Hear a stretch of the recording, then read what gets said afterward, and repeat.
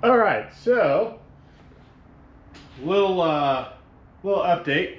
Had a good conversation with 9 Lives Racing. They do a lot of the Wang Gang, and they felt that there was some improvements that could be had in our program, and they asked me what I would be looking for as far as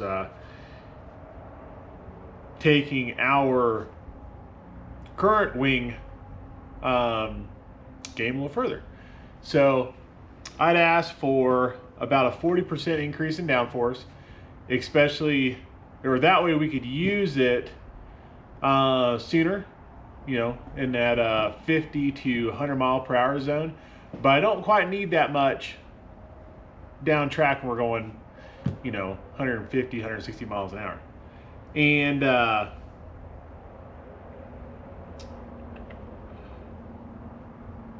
they came up with a plan and said if I was willing to try some creative methods, that they felt like they had something that would help.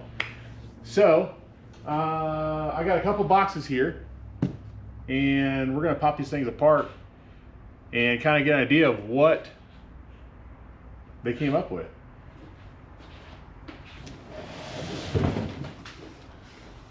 Grab a razor knife.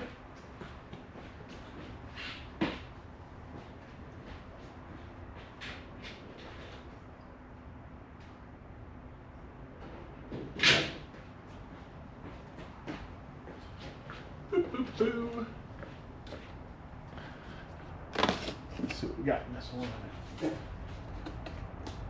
So I know one of these is going to be a little unconventional. There's only a couple cars out there doing what we discussed about doing, and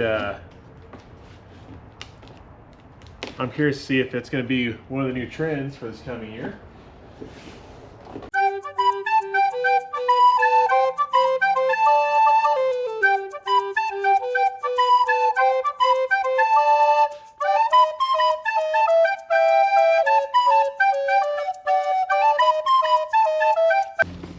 Got it.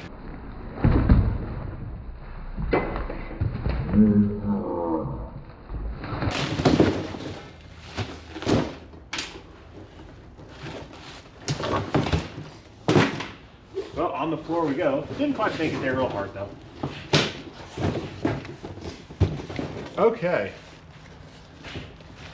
So this looks to be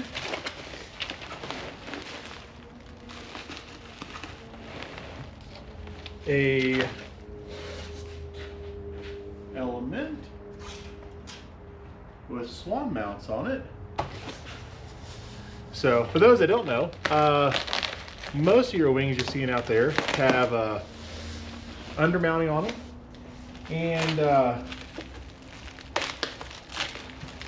in road course cars you've been seeing more wings getting mounted with swans. So mounts come in over the airfoil, and what that does is it disrupts less air. So let's look at this little guy right here. So an airfoil, you know, we learned this in class, fellas. You have a longer distance for air to go as it hits the front of this blade or the front of this airfoil, that if you increase the distance that the air has to travel to re-meet the back. All right, maybe my GoPro won't rudely interrupt me this time. On an airfoil, as the air hits the front of the blade or front of the airfoil and it travels to re-meet at the back, if you increase the distance of how far the air has to travel, it creates a faster moving airstream and creates a low pressure zone. So that is typically how you create lift with an airplane wing. You do something like this and you go forward, and at a certain speed you start to develop enough lift to actually take off from the ground and fly. So what we're doing is the same thing but in reverse. So anytime that we can get air to go faster underneath this, it's going to create a low pressure zone and it's going to want to go down. So that creates downforce. All right. Or negative lift. A lot of your wind tunnel testing they'll show downforce and negative values. All right. And then we have a rear. It's like a large rear airfoil. And then a spot for a gurney to go in. And we may not need the gurney since we have a second element. So Johnny says this makes it very efficient. So it's a lot thicker. I've got a Wing Logic on the car right now, and this one's definitely a different profile by far. Curious to try it. All right. Okay, I got a second box. Actually, I got a couple boxes.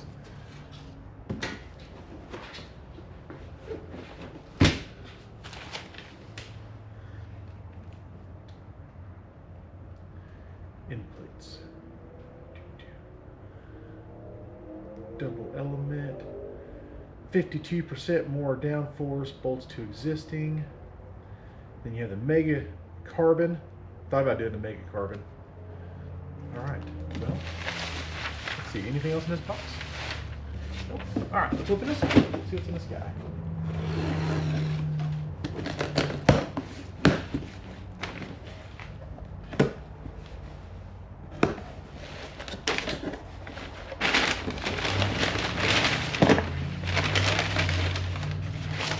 All right, these are our end plates.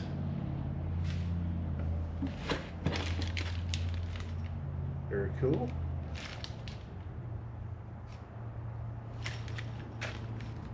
Okay, we'll leave those right there.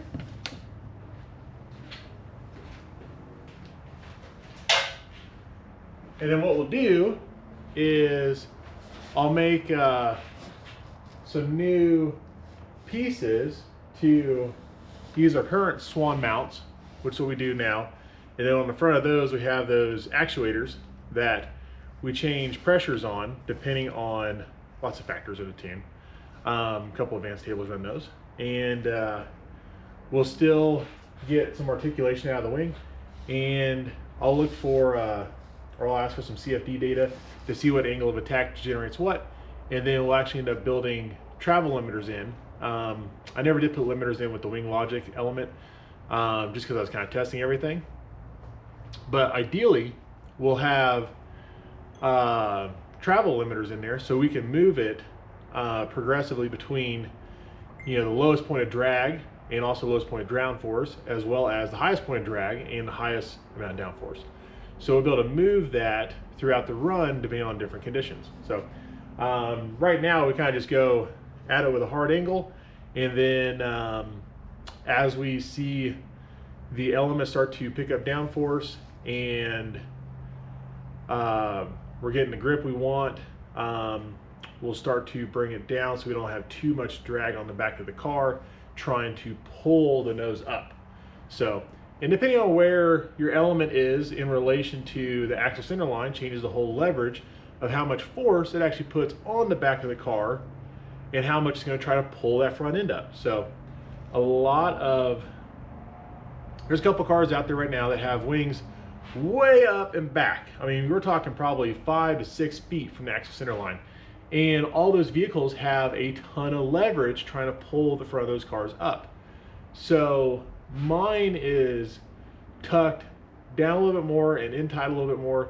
And, you know, I just went with what kind of looked right in my head. And the more we go back and look at the numbers and how everything works, the more it's like, wow, I was like, we actually landed that thing in a pretty good spot to where it doesn't try to just rip the front of the car up. So we had to get it up high enough to where it's level with the roof line so that we get pretty clean air going to it.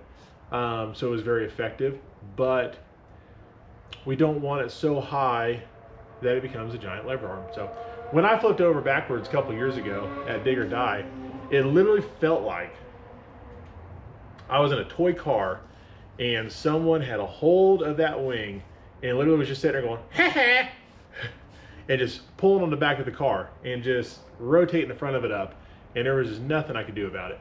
and I had way too much angle of attack in it. I way underestimated what that thing was going to put down for force, and you know, we cost us a rebuild. You know, we had to rebody the car. So, all right, I'm going to grab the next box and let's see what's in it, because I think it's got the cool part. All right, this box feels lighter, and it is like 6 inches longer.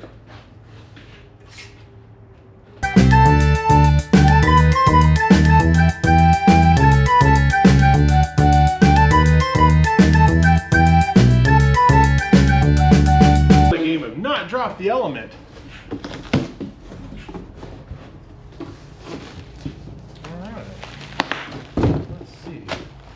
So we got another element, but why do I need another one?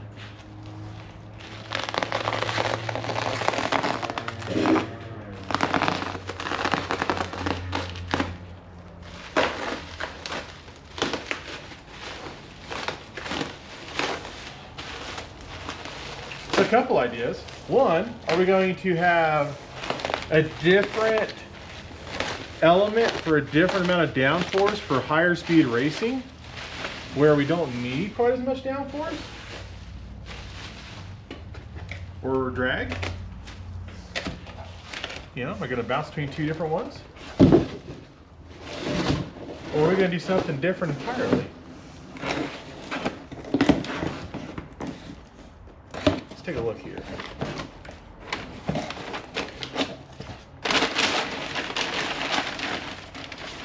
We got some end plates. We got some mounting brackets. Those up there are the same kind of swan mount brackets.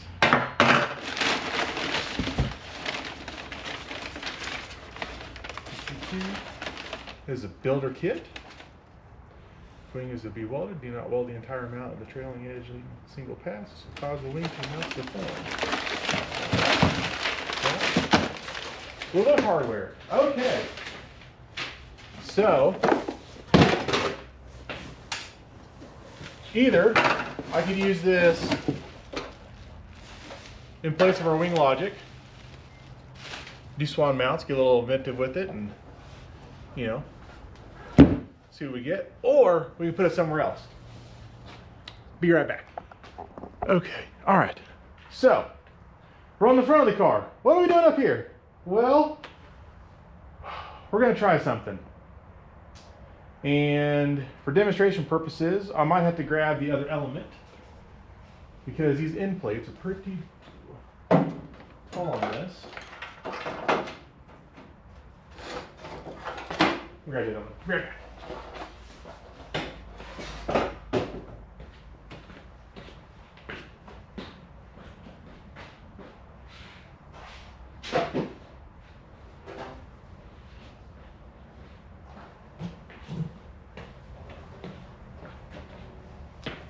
Okay, so here, this one, the end plate's a little bit shorter.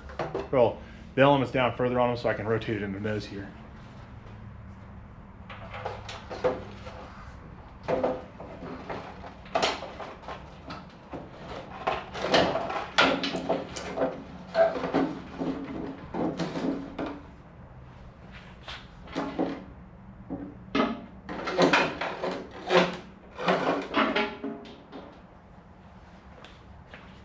Okay, this may look a little funny, but when have I really cared that much about looks when it comes to the race car?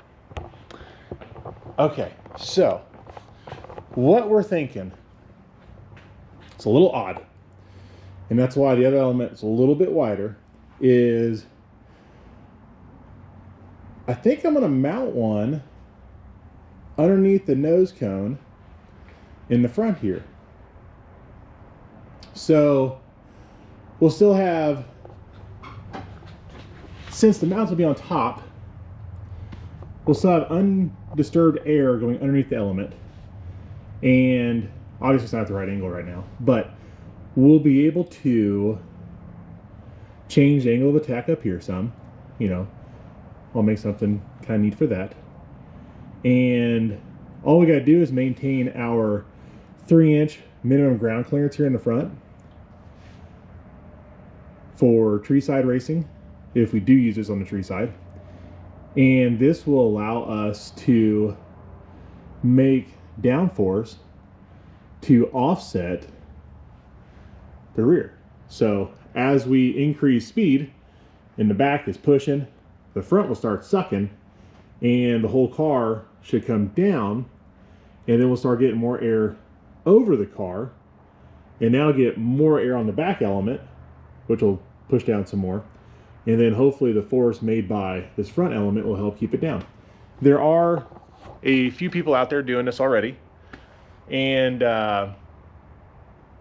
not quite to this extent, I don't think. I mean, yeah, it's gonna be probably kind of a bit of a shin killer. And one of the other ideas was to actually do it even wider, or do smaller ones and actually stick them on the side of the front end like a canard. So, but we're gonna try this. We probably really need to go do some aerodynamics testing, but in theory it should all work, and I don't like testing.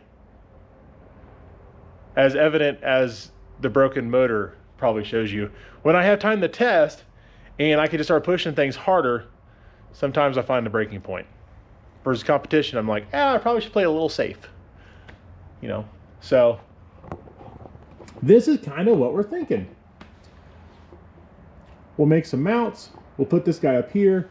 We'll play with some different angles of attack. We'll figure out what angle the chassis is running at down the surface, and then we'll make changes up here that correspond to those values, and we'll be able to dial in something that works pretty good. So now it'll leave me free to run additional leverage on the back. Maybe we can pick up, well, I mean, let's say, okay, 150 miles per hour. Let's say this element produces 500 pounds of downforce. You know, it's pretty reasonable. We can take that 500 pounds of downforce, and just like you would with weight, and move it back up, things like that, away from chassis center line. And although as you do that, a lot of guys have noted that they're seeing their chassis react slower because you have to accelerate that mass in the direction it's got to go, not just forward. You know, you got to accelerate up, down, you know, whatever. We can kind of do the same thing with the wing, but as we increase downforce in the back, I'm sorry, as we increase distance of the airfoil away from the axle center line, we can proportionally change that leverage arm effect and how much that 500 pounds actually pushes down on the car. So we needed something that didn't add weight to the car to help suck the front back down. And since, you know, back of the track stuff, it's hard to run a light nose like we do with a high crank center line and not be able to have the nose cone itself start generating its own downforce push down. So we could have added a splitter to the front, and I was going to do that and actually have it be pneumatically controlled and kind of change its, you know, pitch up and down, kind of rudimentary. But why not just use the same airfoil technology on the front as we do the back? You know, F1 kind of does it. I mean, there's a way more advanced, but yeah, let's give it a shot. So that's what we're doing. Johnny at 9 Live said, I got some ideas, and he's like, you want to try something like this? And I was like, you know what? I'm down to try it. So, like I said, this element's a few inches wider per end, so it'll stick out a little bit more, but we'll probably have it protruding. Well, I mean, the nose cone's about here, so it's only going to stick out a couple inches past the nose cone, but most of its work is going to actually be done unseen below the nose cone. So that's not all we're doing. I'll show you something on the computer real quick. Okay, so if you go back and watch the video where I blew up the LS recently, you'll see that we had made, and we talked about these changes on the front hood diffuser or front hood vent from the weekend before at the Nashville race. And I'm sorry, no, we didn't do them at Nashville. We did them for Lake Cumberland. So we added some extra material to kind of mimic these race louvers this company makes, and they've done testing at A2 North, and they showed how they were creating a low pressure zone under the hood, and their thought is, you know, generate less lift, you know, make negative lift, make downforce with that, because you're getting rid of lift, and evacuate air into the hood, and it helps our cooling systems out for road course cars, and it helps you know, keep the front of the car down. So the difference in their scoop or their hood vent versus what we had on the car before is ours on the car before was a real nice, like 45-degree angle for every one of these slats. Theirs, they have pretty much a straight up and down front leading edge, and that creates a low pressure zone here, so we get air tumbling, and that helps suck out air. And then pretty much they just try to keep creating low pressure zones in each one of these areas, and it helps to extract air from under the hood or inside the hood up and out and get it on top of the car. So we are going to do another one of these on the new hood, kind of where it currently is, and then we're also going to add 2 longer ones on the sides. This way, no matter what, we're taking away lift from the front. We're taking away caught air in the nose cone, and we're trying to create a low pressure zone there. So the bigger the low pressure zone there, and the more air we can evacuate from the hood, the less chance that the front end is going to try to go up as we go down the track, less chance of blowovers, less chance of wheeling through the finish line, stuff like that. And we're getting air over the top of the car, off in the front of the car, and that's going to help, you know, make a faster run, you know, get us our airstream down on the ground and, you know, hauling butt. So that is going to be part of our aerodynamic update we are doing on the car. All right, so this video is probably going to go up before the next of our rebuild or our 2-week thrash, which I'm off to a terrible start at right now. Because I was hoping to have the motor, trans out of the car, bottles out of the car, and most of the tin work out of the car. And so far I haven't. So I got a lot to accomplish still. Plan going forward is to do everything I just said, and we're going to start shuffling some things around. We're going to get the bottles moved away from me, and we're going to get them in the back tail section of the car, you know, watching wrecks of cars that are built to like a 25, you know, point whatever spec. Usually the tail section of the car is in a pretty good piece after a high-speed accident and tumbling, stuff like that. So we're going to get these back there away from me. Usually the driver's compartment's also pretty good, but obviously a lot of people have had safety concerns about if these got hit, punctured, whatever, what could happen to me, and we're just going to get them further away from me. And it'll be easier to make some kind of shield, you know, sealing me off from them. So in case they do expel air and it gets really cold or high pressure or anything like that, you know, just create a little distance between us two. I think I'm finally going to cut my windshield right here. So I'm going to add a little dog box to it. That way we can get to things on the back of the motor easier. I want to cut out my double frame rail section here, or my center console, as I usually call it. I want to cut that out and rebuild that. Yeah, a couple of reasons why, but won't get into it on this video. And I've got to modify most of my back half over the housing, because when I built this, I built it for it to be on the ground, and we ended up putting a shock mount super high in the car. It's all the way up here, and there's not enough height here to put any bottles. So I'd like to make enough room to put all 3 of them back here. but at least 2. So we're gonna at least get 2 back there and do just 1, if I have to, right up here next to, probably in the center of the floor, away from the drive shaft and away from the transmission, but away from the sidebars. But either way, we're gonna get at least 2 of them back here. If not, all 3 is the game plan. So I really don't need giant wheel tubs anymore. Since we never do big tire, we don't need tubs this big for a small tire. I got some cool 3D printed tools from a company called Centrala, I think is what they're known for. But they make these cool trace tools, so with pins, and they have what's called like third hand. So this guy, you can set these guys up to help hold tabs or help hold tubes, or you can use these magnetic lockable guys. Oops, magnets stick into magnets. You can use this. Keeps picking up stuff. Yeah, you can use this guy, loosen that up, and then you can hold tubes in different positions after you fish mount them. So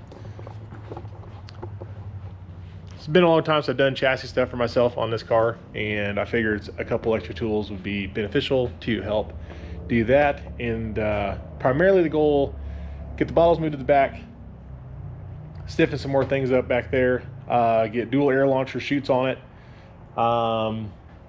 make some clearance up front, remount the cast stuff, because when we did the cast, we had faith it was going to be cool.